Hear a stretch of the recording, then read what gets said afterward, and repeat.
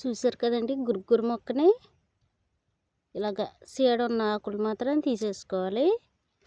ఇది ఇలాగా కూర ఇలా కోసుకోవాలండి. గురుకూర ఇవన్నీ కూడా పనికొస్తాయి. కాడతో సుధా అన్నీ కూడా పనికొస్తాయండి. చూసారు కదా, ఇక్కడ ఒక చెట్టు ఉంది.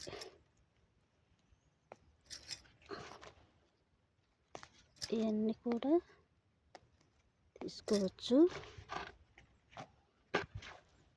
ఇది ఎరుపు రకమండి గురుకూర.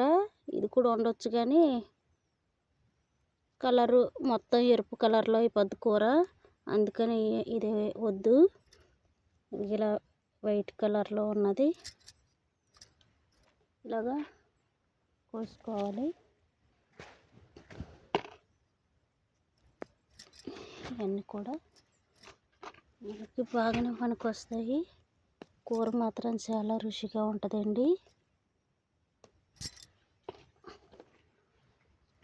కూరలో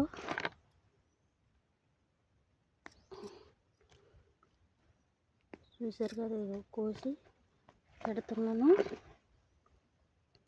ఈ కూరని చక్కగా కడిగేసి 2-3 సార్లు నీళ్ళల్లో కడిగేసి,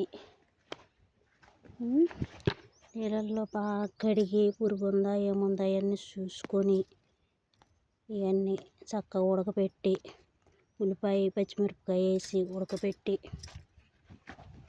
తర్వాత తాలింపు పెట్టాలండి. తాలింపు పెడితే అప్పుడు దీని రుచి తెలుస్తుంది అన్నమాట మీకు.